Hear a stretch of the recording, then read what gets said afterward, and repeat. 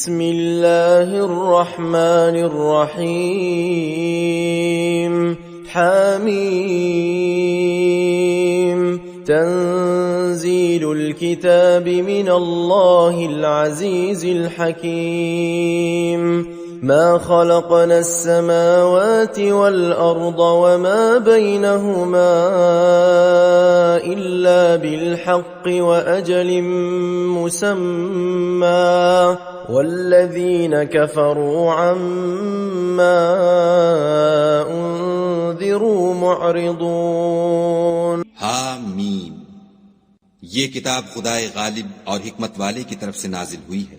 हमने आसमानों और जमीन को और जो कुछ इन दोनों में है मबनी बर हिकमत और एक वक्त मुकर्रर तक के लिए पैदा किया है, और काफिरों को जिस चीज की नसीहत की जाती है उससे मुंह फेर लेते हैं। قل أرأيتم ما تدعون من دون الله أروني ماذا خلقوا من الأرض أم لهم شرك في السماوات ائتوني بكتاب من قبل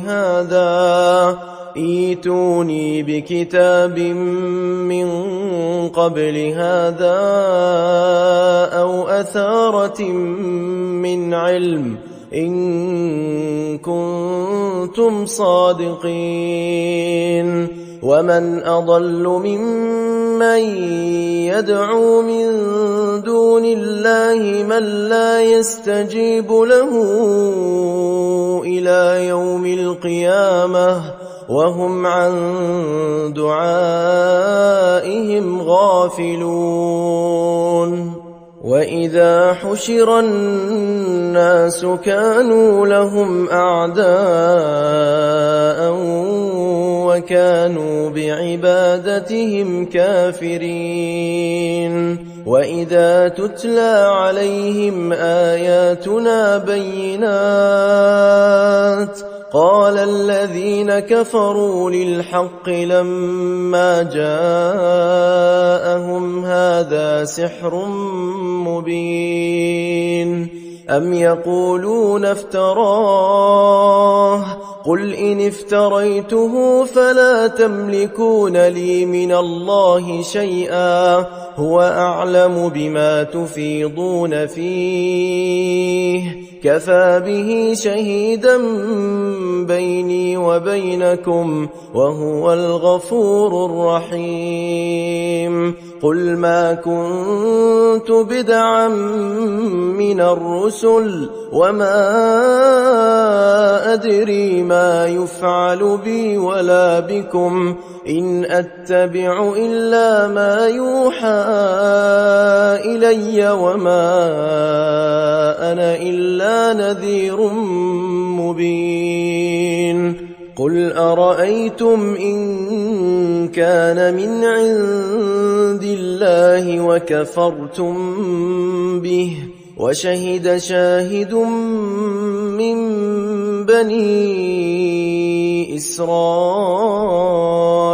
على مثله فآمن واستكبرتم إن الله لا يهدي القوم الظالمين कहो कि भला तुमने उन चीजों को देखा है जिनको तुम खुदा के सिवा पुकारते हो, जरा मुझे भी तो दिखाओ कि उन्होंने जमीन में कौन सी चीज पैदा की है या आसमानों में उनकी शिरकत है। अगर सच्चे हो तो इससे पहले की कोई किताब मेरे पास लाओ या इल्म अंबिया में से कुछ मनकूल चला आता हो तो उसे पेश करो।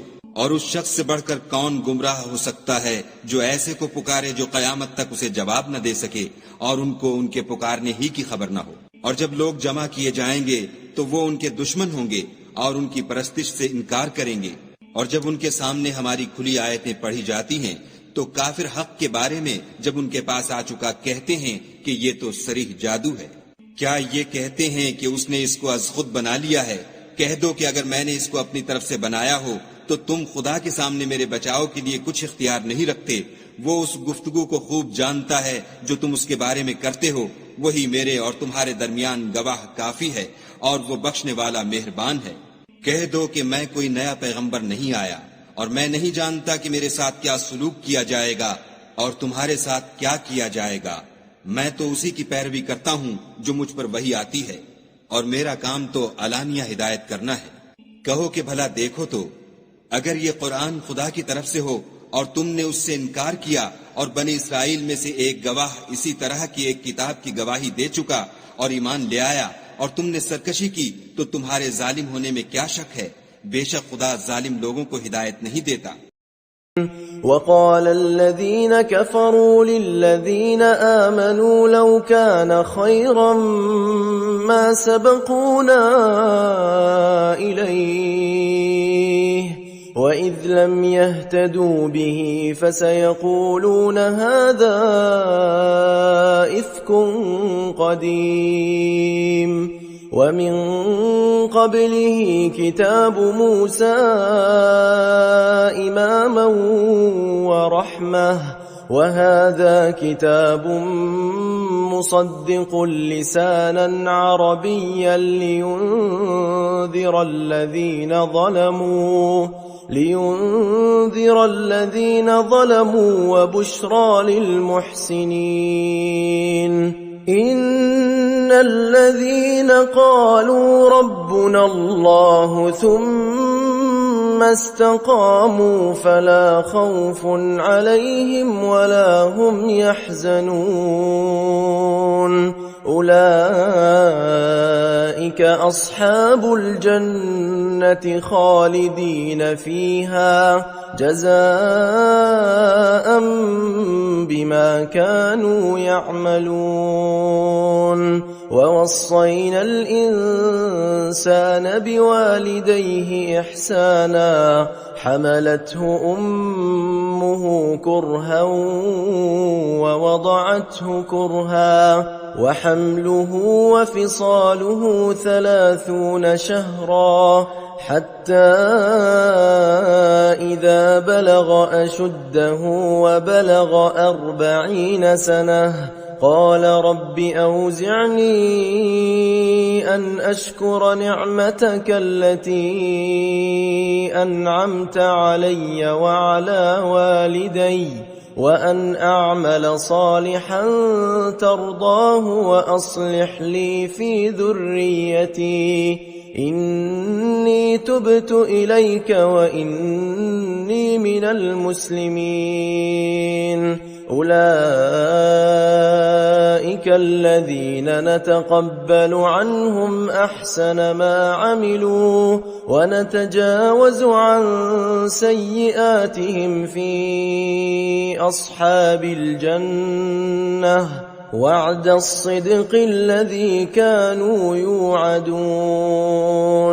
والذي قال لوالديه أف لكما أتعدانني أن أخرج وقد خلت القرون من قبلي وهما يستغيثان الله ويلك آمن إن وعد الله حق فيقول ما هذا إلا أساطير الأولين.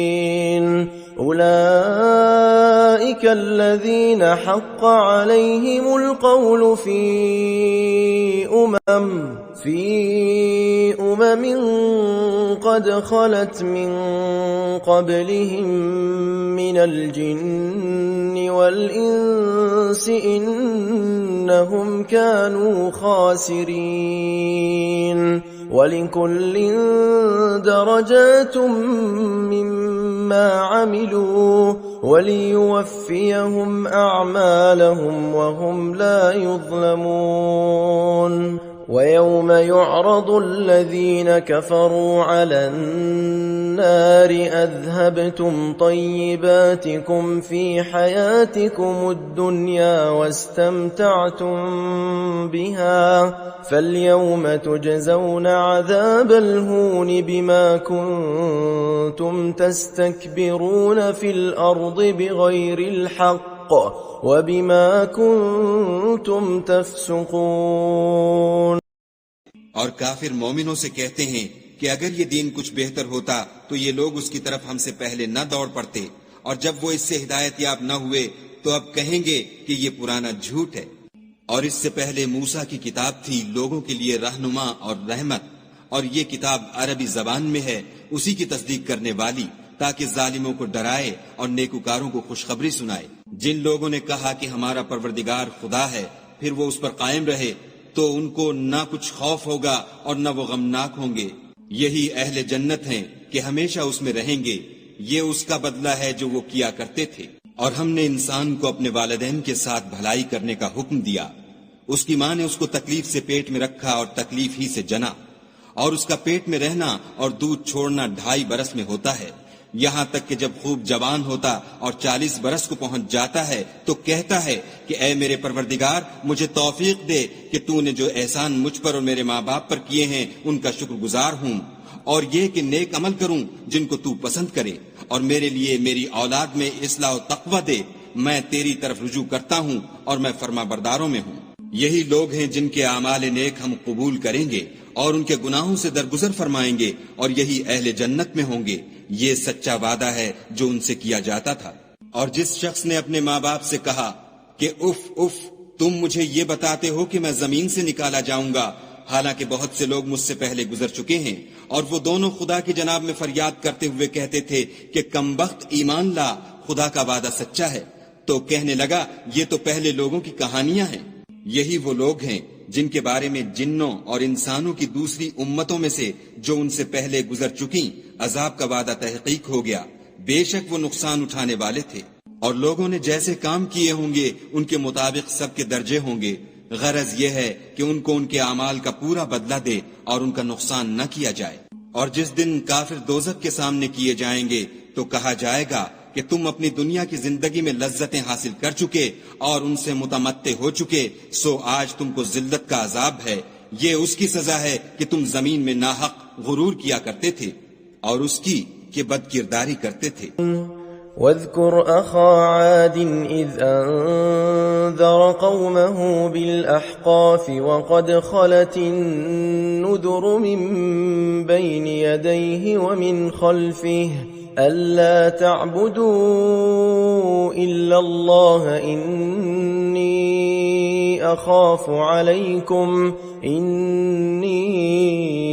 अख़ाफ़ु अलैकुम अज़ाब यौमिन अज़ीम।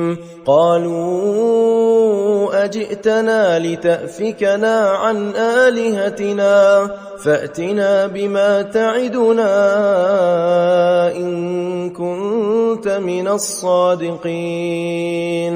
क़ाल इन्नमल इल्मु इंदल्लाहि व उबल्लिग़ुकुम मा उर्सिलतु बिहि वलाकिन्नी अराकुम क़ौमन तजहलून।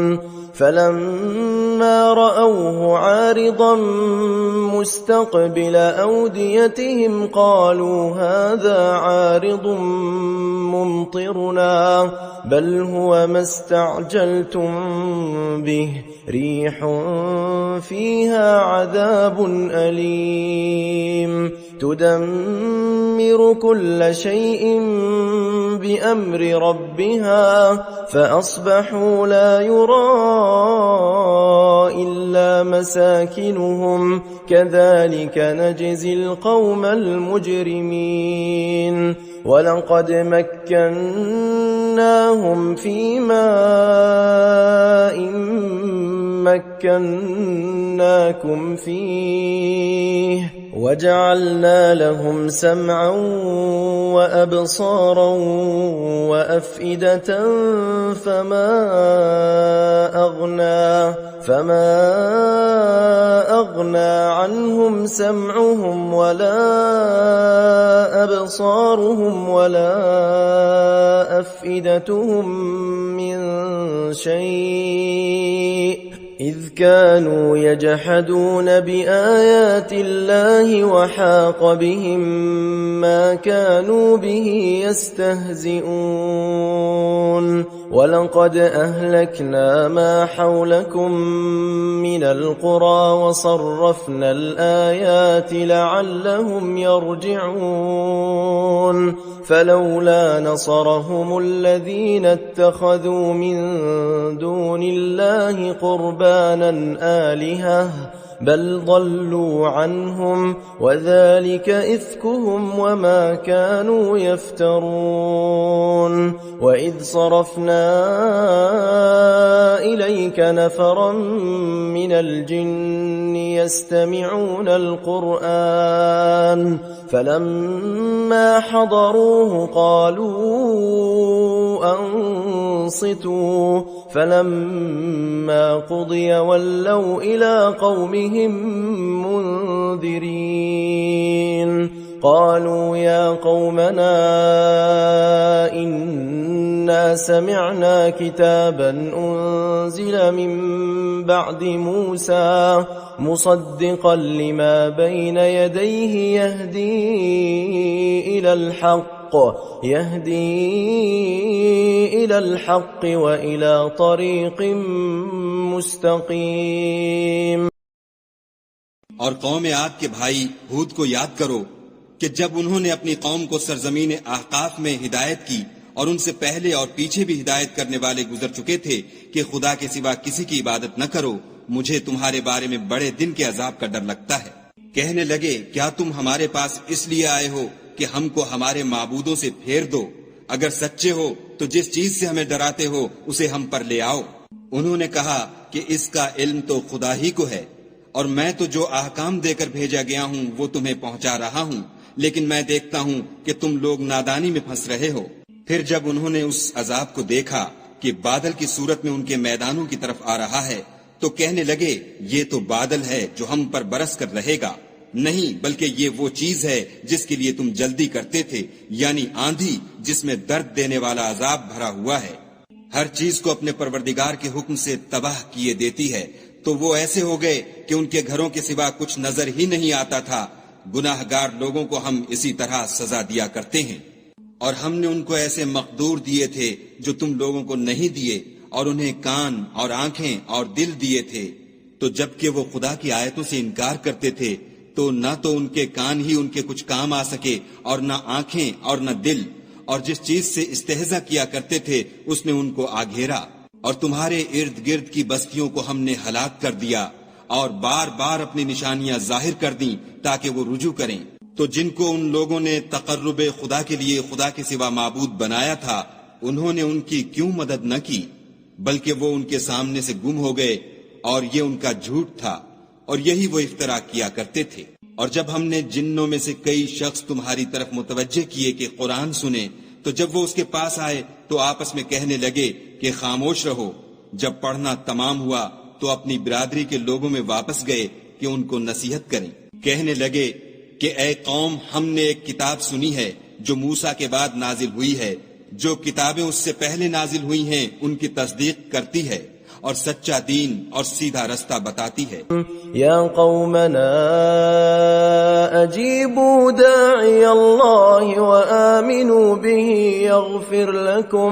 يغفر لكم من ذنوبكم ويجركم من عذاب أليم. ومن لا يجب داعي الله فليس بمعجز في الأرض وليس له من دونه أولياء أولئك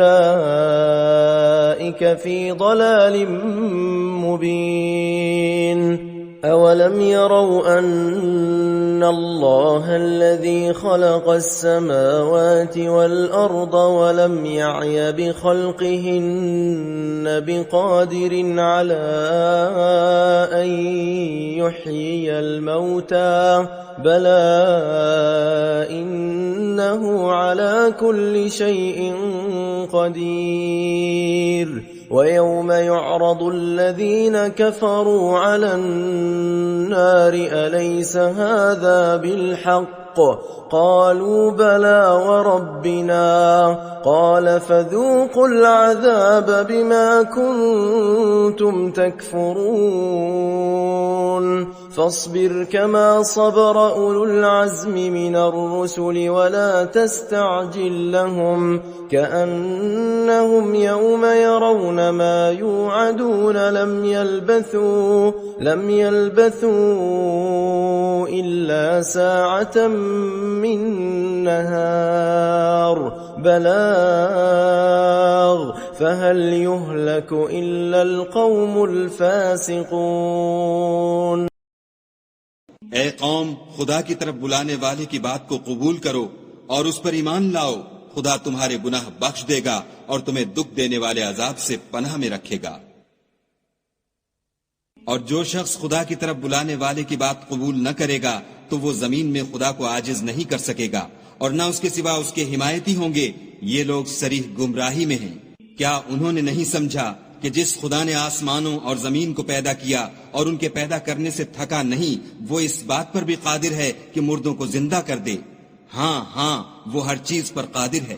اور جس روز انکار کرنے والے آگ کے سامنے کیے جائیں گے، کیا یہ حق نہیں ہے؟ تو کہیں گے کیوں نہیں، ہمارے پروردگار کی قسم حق ہے۔ حکم ہوگا کہ تم جو دنیا میں انکار کیا کرتے تھے اب عذاب کے مزے چکھو۔ پس اے محمد صلی اللہ علیہ وآلہ وسلم، جس طرح اور عالی ہمت پیغمبر صبر کرتے رہے ہیں اسی طرح تم بھی صبر کرو اور ان کے لیے عذاب جلدی نہ مانگو۔ جس دن یہ اس چیز کو دیکھیں گے جس کا ان سے وعدہ کیا جاتا ہے تو خیال کریں گے کہ گویا دنیا میں رہے ہی نہ تھے مگر گھڑی بھر دن۔ یہ قرآن پیغام ہے، سو اب وہی ہلاک ہوں گے جو نافرمان تھے۔